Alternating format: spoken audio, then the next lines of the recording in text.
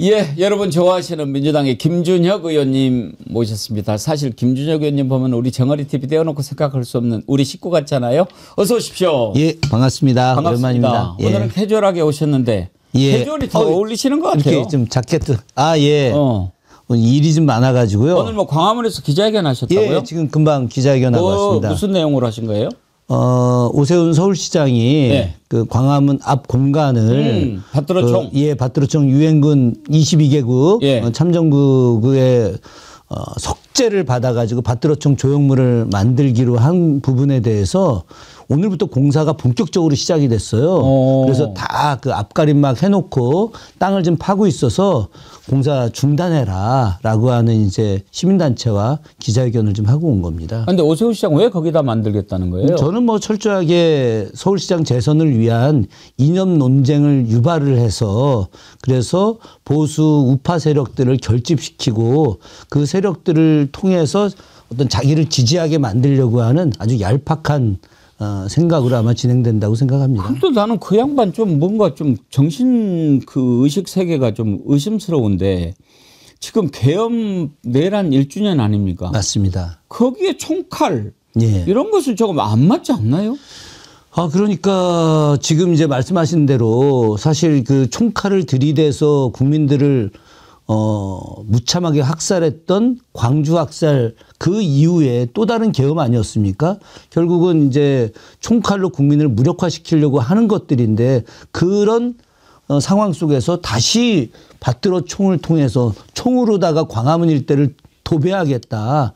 이건 뭐 비상식적이고 몰 역사적이죠. 그렇죠. 네. 만약에 전 그런 걸 만들고 싶으면 전쟁기념관도 있고 국립현충원도 있고 그런 데다가 만들면은 누가 뭐라고 그래요? 제가 그 제안을 했던 것이 지금 이제 말씀하신 대로 전쟁기념관에다 하고 전쟁기념관 옆에 이제 용산 옛날 미군들이 나간 용산공원이 있지 않습니까? 그렇죠. 용산공원이 지금 특별법에 의해서 계속해서 지금 설계하고 있는 겁니다. 그 과정에서 이제 윤석열 김건희가 그 용산공원 일부 그 굉장히 중요하게 보존해야 될 건물들을 또 철거하고 국가유산청이 반드시 보존해야 될 건물들 지정해 놓은 게 있는데 그것까지 철거하고 어린이 정원을 만들었거든요. 그것도 제가 이제 지난번에 다 그 국정감사 때 이제 공개를 다 했었는데 어쨌든 그 공간 안에 여러 가지 단계로 공원 조성이 되는 그 안에다가 감사의 정원을 만들어도 충분한 일입니다. 전쟁기념관도 지금 굉장히 넓거든요. 아니면 부산에 당시에 전쟁과 관련된 공간들이 남아있는데 그런 데다 해도 좋은데 광화문이라는 데가 잘 아시다시피 K민주주의의 상징적 공간 아닙니까? 그럼요. 더군다나 그 앞은 육조거리가 있었기 때문에 역사문화 공간을 복원해야 될 매우 중요한 정책적 공간이기도 하거든요. 근데 이거를 다 없애버리고 왜 서울시장이 국가 상징 공간을 왜 자기가 만들어요? 그러니까요. 네? 아니 거기가 평화의 공원 뭐 이렇게 조성을 한다면 모르겠지만 지금 하고 있는 것은 완전히 전쟁 관련된 거, 뭐 참전 기념국 그 나라들 뭐 기념한다 이렇게 하는 거지만, 근데 만약에 서울시장이 한다고 그러면은 못 막는 겁니까? 아니 그렇지 않습니다. 실제로 이 되게 편법으로 지금 이루어지고 있는 거라고 봐야 됩니다. 전체 예산이 720억입니다. 예. 500억 이상에 되는 돈은 정부로부터 이것을 투자했을 때 타당성이 있느냐 없느냐라고 하는 것을 우리가 이제 조사를 받고 허가를 받아야 됩니다. 근데 이걸 쪼개버렸어요. 예산을 쪼갰고 그래서 그것도 제대로 타당성 조사를 받지도 않은 상태였고 더군다나 지금 그 공간 자체가 그게 국토부 땅입니다. 국토부 땅인데 국토부가 종로구청에 관리를 위임을 했어요. 실제로다가 우리나라에 많은 문화재들이 있으면 그 문화재를 정부가 다 관리 못 하거든요. 그래서 지자체에 위임을 합니다. 지자체는 그걸 관리를 하는 거예요. 관리를 하는 것은 말 그대로 잘 보존하고 그리고 뭐 또 청소도 하고 훼손되지 않게 막고 이런 것들이거든요. 그것을 갖다 임의대로 옮기고 말고 이거는 정부의 고유 권한입니다. 마찬가지로 종로구청이 현재 광화문 앞에 땅을 국토부로부터 위임받은 것은 잘 관리하는 것을 위임받은 거지 그것을 갖다가 거기에 영구 임대물을 설치하고 땅을 파내고 이런 것들까지 위임받은 게 아니에요. 불법입니다. 이건 아주 명확하게 이야기해서. 그래서 오늘 우리 천준호 의원님하고 김영배 의원이 같이 와서 기자회견을 했는데 천정배 의원이 국토위 의원입니다. 그래서 어떤 국토부를 통해서 이것이 정확하게 종로구청에게 위임된 내용 을 면밀히 검토한 이후에 만약에 불법적 내용이 있으면 바로 국토부가 중지시키게 하겠다라고 지금 이야기를 하고 있습니다. 요즘 보면 이제 그 일에 대해서 아주 김준혁 의원님이 관심을 많이 갖고 김민석 총리랑 또 같이 가서 이렇게 보는 걸 제가 봤는데 네네. 지금 지역구는 경기도 수원시 정이지 않습니까? 네네. 그런데 이 부분에 대해서 특별히 관심을 갖는 이유는 뭡니까? 제가 문화재 전문가지 않습니까? 문화재 전문가라서. 예, 사실은 제가 이 문제만이 아니라 종묘와 관련해서도 계속 발언을 해왔습니다. 예. 지금 저희 민주당 국회의원뿐만이 아니라 300명 국회의원들 중에 문화재 전문위원을 했던 사람은 저밖에 없습니다. 예, 그래서 그러시구나. 특히나 제가 또 이제 조선 후기 정치사 전공자이기 때문에 이 궁중과 관련된 왕실 문화와 관련된 뭐 강의도 학교에서 계속 해왔었고 사실 그래서 오늘 오시면 제가 꼭 좀 여쭤보고 싶은 게 네. 있어요. 이배용 국가교육위원장 했던 여자도 역사를 전공했다면서요. 예, 거기도 조선시대 전공자입니다. 예. 그런 사람이 김건희를 데리고 가가지고 의자에 앉게 하고 도대체 이거는 어떻게 봐야 됩니까? 뭐 황당하죠. 예. 지금 특검에서 나오는 여러 이야기들을 좀 종합해 보면 경복궁에 갔을 때하고 창덕궁에 갔을 때, 창덕궁에 이제 인정전에 갔을 때 이배용 위원장이 김건희한테 그 인정전 의자에 앉으라고 이렇게 이야기를 했었다는 거죠. 그래서 의자에 앉았다는 겁니다. 저는 조선시대 전공자였던 더군다나 이화여자대학 총장까지 했던 그 분이 국가교육도 위원장이고 한 분이 그 국왕의 상징 공간인 의자에 김건희를 앉게 했다는 것 자체가 전 납득이 안 가고 근데 경복궁에 갔을 때는 자신이 경복궁 근정전에 대해서 설명하고 있는데 이미 보니까 김건희가 의자에 앉아 있더라는 거 아닙니까? 그러니까 아, 그러면 의자에 두 번 앉았어요? 두 번 앉은 거죠. 예. 오. 창덕궁 인정전 의자에도 앉고 경복궁 근정전 의자에도 앉은 겁니다. 두 번 앉은 것도 몰랐네. 예. 그러니까 참 어이가 없고 조선시대를 전공한 역사학자로서 소위 말하는 이제 국가 상징, 왕실 법도 물론 이것이 봉건 시대의 유산이긴 하지만 그러나 우리가 지켜야 할 현대도 지켜야 할 법도라는 게 있는 겁니다. 왜 그러냐면 예의라고 하는 것은 과거에는 지키고 지금은 지키지 않아야 될 이런 덕목들이 아니거든요. 그렇다고 한다면은 거기서 나름의 어떤 경건한 마음으로 이렇게 행동하고 또 그걸 통해서 어떻게 하면 대한민국의 문화를 발전시킬 것인가 이런 걸 고민했어야지 마치 자기가 이 나라의 왕이라도 된 듯 의자에 올라간 건 용서할 수가 없는 일이죠. 그럼 문화재를 모욕하거나 막 이렇게 좀 더럽히거나 그렇게 하면 그것도 문화재법 위반으로 문화재보호법에 저촉이 되는 겁니다. 예. 실제로 이 내용은 지금 말씀하신 대로 문화재보호법에 저촉이 되는 행위예요. 그래서 제가 지금 국가유산청하고 같이 좀 깊이 논의를 해서 문화재보호법으로다가 국가유산보호법에 저촉된 행위여서 고발하려고 지금 준비를 하고 있습니다. 예, 고발해야죠. 그리고 뭐 그 문화재들을 대통령실로 빌려가 가지고 안 돌려줬다가 나중에 돌려줬는데 몇 개는 또 파손되고 그랬다고 그러던데. 그러니까 김건희가 그 경복궁의 건천궁이라는 데를 이제 간 겁니다. 그걸 사실 이제 마지막으로 여쭤보고 싶었던 건데 제일로 궁금한 게 그거거든요. 네. 그 건천궁에 가가지고 곤영합? 네, 곤영합이죠. 곤영합에는 윤석열이랑 단둘이 들어가서 10분간이가 있었다는 거 아니에요? 네, 그렇습니다. 그래서 사실 이제 제일 궁금한 게 곤영합은 뭐 하는 데고 예. 거기에 윤석열하고 김건희가 경호원도 못 들어가게 하고 둘이 있으면 10분 동안 무슨 짓을 했을까 너무너무 궁금한데 이거 다른 사람한테 물어봐도 뭐 대충 뭐 했겠지 뭐 그러지만 우리 김준혁 의원님 같이 정확하게 회개해 줄 분이 없어서 제가 지금까지 기다리고 있었어요. 그러니까 그 곤영합은 건천궁이라고 하는 어떤 궁에 있는 왕비 침전입니다. 그러니까 그 건천궁이라는 게 그럼 또 뭐냐? 예. 건천궁은 경복궁 안에 있는 겁니다. 그럼 경복궁 안에 또 다른 궁이 있다? 이해가 잘 안 가시죠. 그러니까요. 그럼 왜 그 안에 궁이 있느냐? 그 궁을 만든 주체는 누구냐? 이게 김건희하고 매우 중요한 연관관계가 있는 겁니다. 오. 경복궁은 태조 이성계 때 처음 이제 만들어져서 실제로 1395년, 그러니까 1392년에 조선이 건국됐는데 당시 개성의 고려의 왕궁이었던 수창궁에서 태조가 즉위를 합니다. 그러면서 이제 천도 이야기가 나오게 됐고 그래서 잡은 공간이 바로 현재 경복궁 자리입니다. 경복궁 위에 지금 청와대 자리 있지 않습니까? 예. 청와대 자리는 고려시대 후기에 숙종 이후에 거기에 한양을 이제 지금의 서울을 남경으로 설치를 하고 거기다 궁을 지었습니다. 그러니까 고려시대 때는 청와대 자리가 궁궐터 자리였고 그 궁궐터 자리가 이제 훼손이 되고 나서 조선 건국하면서 그 앞으로 당겨가지고 경복궁을 지은 거죠. 그러다가 임진왜란 때 이제 완전히 불타버렸죠. 그러다 고종 때 다시 지었습니다. 흥선대원군이 주도해서 다시 지었는데 그때도 건천궁은 없었던 거예요. 그러다가 흥선대원군이 집권 10년 만에 쫓겨납니다. 아들에 의해서, 정확히 말하면 며느리에 의해서 쫓겨나는 거죠. 명성황후에 의해서. 그 명성황후가 자신의 공간을 따로 만들고 싶어 했어요.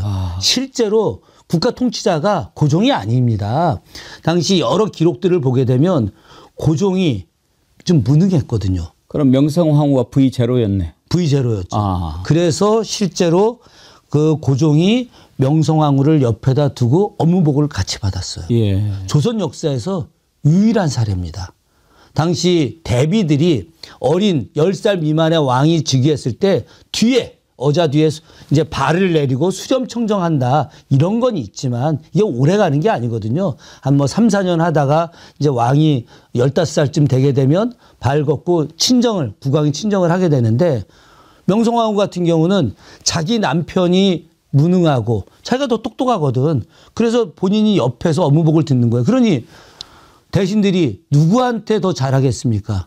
당연히 왕비한테 잘하죠. 실권이 다 왕비한테 있는 거죠. 그러니까 왕비가 자기 척족 세력들, 자기는 천혜단신 고아 아니었습니까? 그러니까 고아다 보니까 친인척들이 없으니까 영민 씨들 다 불러갖고 뭐 몇천 불러서 다 오빠 삼고 동생 삼고 한 거 아닙니까? 민영이 뭐 이런 사람들 다 이렇게 해서 가장 중요한 권력 쥐어주고 이제 정치를 했는데 자신이 직접 정치할 수 있는 공간이 필요한 거예요. 그래서 궁 안에 또 다른 궁을 만든 겁니다. 그게 건천궁이에요. 그게 건천궁이고 그 건천궁 안에 왕비의 공간이 바로 곤영합입니다. 그 명성황후의 침소였군요. 침소이면서 정치적 공간이죠. 실제로 조선시대 왕실이 경복궁이다 그러면 근정전에서 정치를 한다고 생각하지 않습니까? 예. 그러나 거기는 한 달에 4번밖에 조회를 안 엽니다. 그리고 실제로는 이제 사정전이라고 하는 생각사자, 예. 정치를 생각하면서 해야 된다. 이걸 편전이라고 부르는데 여기에서 정치를 하는데 그런데 이 공간보다 제일 많이 활용되는 공간은 침전입니다. 예. 그래서 국왕의 침전은 침전과 동시에 정치의 공간이죠. 바로 건천궁의 곤영합. 곤이라는 게 땅을 의미하는 예. 거잖아요. 그러니까 옛날에 중전마마 부를 때 왕비마마, 중전마마, 곤전마마 이렇게 불렀지 않습니까? 그 곤전이 편안하게 있는 공간이다라고 해서 곤영합인데 이 공간은 완전히 명성황후의 공간이고 그래서 김건희는 실제 자기가 V0 아닙니까? 예. 그러니까 과거 조선 말기에 한말에 V0 역할을 했던 명성황후의 공간을 직접 가보고 싶어 했던 거 이거 하나 하고 저는 명성황후가 이제 억울하게 돌아가셨지 않습니까? 명성황후가 돌아가신 이 내용이 100년 만에 공개가 됩니다. 그러니까 당시에 각국 공사들이 이제 대략 내용을 이제 알고 있었지 않습니까? 러시아 공사, 미국 공사, 영국 공사, 독일 공사, 프랑스 공사 다 알고 있는 거예요. 이 공사들이 당시 내용이 너무 충격적이었죠. 왜냐하면 본 사람들이 다 있고 듣는 내용들이 있으니까. 그래서 각국 본국에 보고를 다 합니다. 보고를 했는데 그 본국에서도 이 내용이 너무 충격적이어서 보통 탑 시크릿가 1급 비밀이 30년 뒤에 봉인 해제가 되는데 이건 세계 모든 나라들이 합의를 해서 100년 지정을 했어요. 그래서 1895년에 있었던 을미 사변이 1995년에 그 문서가 해제가 됩니다. 그래서 그때 우리가 얼마나 충격적이었는지 알게 된 겁니다. 이 자리에서 다 이야기할 수는 없는데 예. 그런데 그 충격적인 내용이 그 앞에 시대에 왜 몰랐겠습니까? 그래서 명성황후는 우리나라 무속계에 가장 의미 있는 존재. 실제로 여자들로 무속신앙의 최고위 무속신앙이 된 사람이 두 명이 있는데 한 명이 단종의 부인 송비 또 한 명이 명성황후입니다. 예. 남자로는 뭐 잘 아시겠지만 공민왕 그렇죠. 그리고 최영 장군 뭐 예. 이런 분들 아닙니까? 임경업 장군. 예. 근데 억울하게 돌아가신 사람들 그 혼령을 이제 이렇게 무속에서 받드는데 명성황후는 그런 무속에서 최고의 인물이었죠. 예. 그래서 저는 김건희가 사이비 무속인 아닙니까? 그렇죠. 그래서 이 사이비 무속인이 바로 그 현장에 가서 저는 영적 기운을 얻으려고 전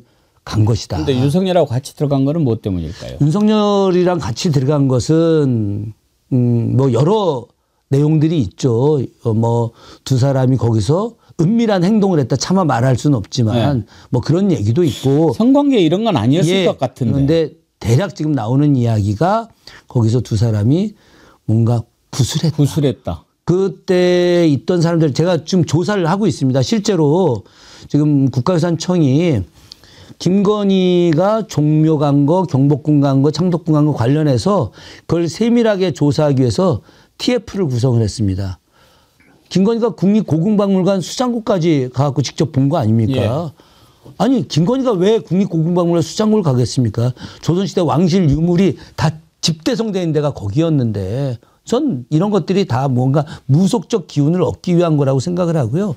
저는 제 판단으로는 거기서 두 사람만이 무언가 행위를 무속적 행위를 했거나 아니면 사전에 준비된 부적 같은 것을 예. 거기에다 은밀히 숨기고 오지 않았을까 그런 생각을 합니다.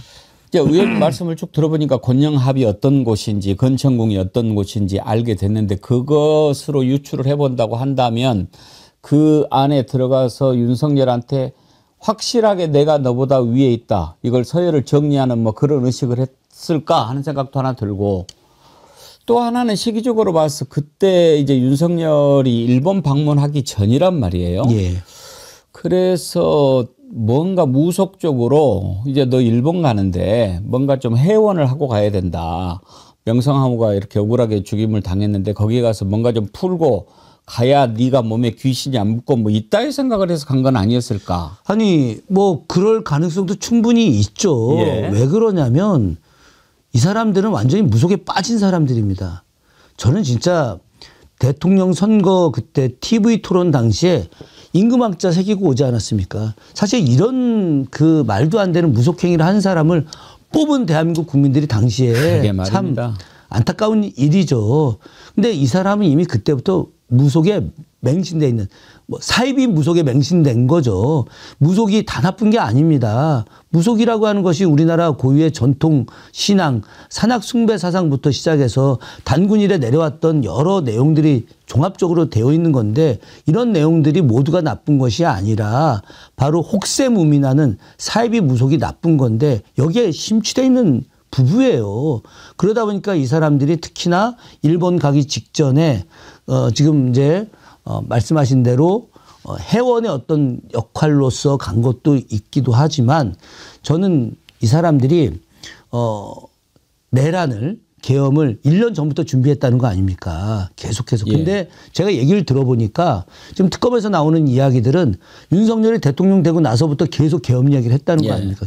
즉위하고 나서부터. 1년도 더 됐어요. 이 사람들은 계속해서 영구 집권을 꿈꾼 거예요. 지금 나오는 이야기가 바로 계엄을 통한 이후에 김건희 통일 대통령 만들겠다고 준비해 왔다는 거 아닙니까? 김건희를 대통령 만들어서 저는 그때부터 시작해서 그 실제 한말의 국가 지도자였던 명성황후의 계승자로서 이제는 더 이상 이제 일본에 의해서 죽임을 당했는데 여기서 무언가를 하고 나서 일본과 좋은 관계를 맺고 일본의 도움을 받아서 오히려 영구 집권을 꿈꾸는 대통령 김건희를 꿈꾸는 그런 시간을 위해서 간 것이 아닌가 그런 생각도 개인적으로는 하고 있습니다. 예. 정말 이런 것들이 좀 다 밝혀져야 도대체 무슨 짓을 근데 무속과 관련해서도 사실은 특검을 해야 될 정도로 뭔가가 그동안에 많지 않았습니까? 예. 건진도 그렇고 천공도 그렇고 뭐 여러 사람들이 등장한 것들이 아직도 안 나왔고 또 관저 이전하는 것 과정에서도 무슨 무속이 있었을 텐데 그것도 안 나오고 그다음에 이제 청와대 옮기고 나면 좀 어떻게 될까 하는데 그 흉관에다가 동물의 사체를 넣었다는 뭐 그런 것도 있었고 이런 것들을 좀 밝혀내려면은 어떻게 해야 될까요? 제가 늘 이야기했는데 청와대 이전, 대통령실 이전과 관련돼서 저는 이거야말로 특검을 해야 된다고 생각합니다. 이건 국정조사로 될 일이 아닙니다. 실제로 엄청난 국가의 재정이 낭비가 됐습니다. 낭비가 된 것뿐만이 아니라 저는 대통령실과 관련된 보안 문제 얼마나 이 보안이 뚫렸겠습니까? 저 한남동으로 이전하는 과정 속에서 뭐 강대국의 첩보전에 의해서 대한민국 대통령실이 진행하는 1급 비밀들이 다 노출됐다. 이거는 그 국가 재정의 낭비 이상의 국가의 경쟁력의 훼손이라고 생각하거든요. 그 안에 단순하게 국가 운영의 문제만이 아니라 기업하고의 관계 문제, 어떻게 하면 경제를 활성화할 예. 것인가, 금리 문제는 어떻게 할 것인가, 그리고 북한하고의 관계 문제는 어떻게 할 것인가, 이런 여러 가지 내용들이 다 논의가 됐고 그런 내용들이 저는 다 뚫렸다고 생각하는 예. 겁니다. 그래서 저는 윤석열 정부 3년 내내 경제적으로 굉장히 최악의 상태로 간 이유가 바로 보안이 뚫렸기 때문이다라고 생각하는 것이고 이런 문제와 관련해서 전 반드시 특검을 해야 된다. 지금 대한민국 국민들이 특검 필요도 있다라고 이야기하는 분들도 많이 계시겠지만 그러나 이 특검을 해야만이 그래야지 우리가 마무리를 할 수 있다. 저는 이렇게 생각을 합니다. 그러니까 워낙 그런 것과 관련된 게 많아서 어제 김건희가 이렇게 공판 나오는데 마스크를 거꾸로 뒤집어 쓰고 나왔잖아요. 예. 선각자님이요. 어제 김건희가 마스크 거꾸로 쓴 것도 판세를 뒤집는 무속일 겁니다. 이태원 참사 때도 검은 리본을 뒤집어 달게 했고 이런 것 아닐까요? 그런 의견도 주셨는데 정말 하도 그런 짓을 많이 하니까 그런 건가 이렇게 생각하기도 할 만도 해요. 아유 뭐 그런 것까지 이제 생각하기에는 좀 그렇긴 합니다만은 원체 우리의 상식을 초월하는 사람들이라. 예. 한 가지만 더 여쭤보겠습니다. 이제 문화재 쪽으로도 뭐 가장 전문가시지만 또 이제 종교 쪽도 네. 지금 당에서도 중요한 일 맡으시고 대선 때도 종교 담당하셨잖아요. 불교 위원장 했습니다. 우리 헌법에 분명히 정교 분리의 원칙이 있지 않습니까? 그런데 이번에 내란 특검하는 과정 보면 통일교, 신천지, 정광훈 뭐 이런 네. 너무나 깊숙이 개입돼 가지고 어제 이재명 대통령도 이런 부분에 대해서 확실하게 좀 정리가 필요하다 이렇게 얘기를 하셨는데 어떻게 정리하는 게 맞다고 보십니까? 사실 이 대한민국이 80년대까지만 하더라도 종교 간의 분쟁이 없었습니다. 종교 간의 분쟁. 예. 그런데 지금 종교 간의 분쟁이 커져나가고 있습니다. 왜 그러냐면 종교라고 하는 걸 통해서 경제적 이익과 정치 권력적 이익을 얻으려고 하는 게 커져나갔기 때문입니다. 그러다 보니까 종교가 분리되는 것이 마땅함에도 불구하고 종교가 정치에 깊숙이 개입되어 있습니다. 그러니까 우리가 명확하게 사실 확인은 안 됐지만 대한민국의 극우 개신교 목사들 일부가 트럼프 대통령한테 전화를 해서 마치 대한민국의 개신교가 이재명 정부로부터 탄압을 받는다라고 이야기해서 이재명을 홀대하게 하고 내쫓게 만들려고 했었다라고 하는 세간의 이야기들이 좀 있지 않습니까? 저는 이런 것도 명백하게 사실은 규명이 돼야 될 필요가 있다라고 저는 생각을 합니다. 그런 측면에서 저는 그 모든 종교가 정치에 개입하면 정치에 개입을 하는 것이 명확하게 이렇게 증명이 된다면은 이 부분과 관련해서 전 단계적으로 어떤 제재를 할 필요가 있다라는 생각을 합니다. 그 단계라고 하는 것이 이제 좀 구체적인 것이 좀 되어야 하겠지만 가령 뭐 개신교다 싶으면 그것을 했던 관련된 종교인의 교회라고 한다면 일단 그 교회에 대해서 제재를 할 수도 있는 것이고 가령 뭐 천주교도 마찬가지입니다. 천주교도 뭐 주교라든가 추기경 혹은 개별 신부들이 너무 종교에 관련해서 또 정치와 관련해서 어떤 정당과 정치인과 연결해서 무언가를 뭐 하려고 한다. 이것도 문제가 있을 수 있는 것이고 그리고 저는 천주교 신자이지만 불교사를 공부를 했고 또 천도교에서 동학 연구도 했었고요. 그래서 다양한 종교 문화를 다 두루 섭렵하고 있는 그런 정치인의 한 사람으로서 어떤 종교의 다양성과 그리고 종교가 갖고 있는 많은 구원과 사람들에게 편안함을 주는 것들 이것에 대해서는 적극 권장하지만 정치에 깊숙이 개입해서 정치를 좌지우지하고 또 정권 교체와 관련된 그 일을 막 하려고 하는 부분에 대해서는 마땅히 차단하고 제재를 해야 된다고 생각합니다. 알겠습니다. 오늘 아주 말씀 감사드리고 저는 우리 김준혁 의원님, 부승찬 의원님 볼 때마다 우리 정어리 TV가 후원하는 두 의원님 이렇게 항상 우리가 함께하는 의원님이라고 생각하는데 예. 그 최근에 예.